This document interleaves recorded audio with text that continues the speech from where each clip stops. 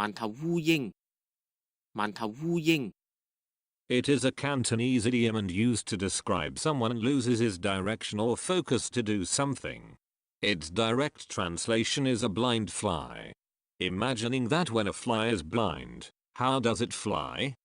It flies directionlessly or sometimes may hit on wall. A similar idiom in English is headless chicken.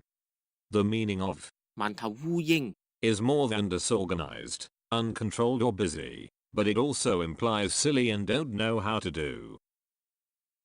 For example, 我同事今日請咗病假，我要做埋佢嗰份，忙到好似隻饅頭烏蠅咁啊！我同事今日請咗病假，我要做埋佢嗰份，忙到好似隻饅頭烏蠅咁啊！ In English, it means, my colleague is on sick leave today. I have to take care of his job and work like a headless chicken.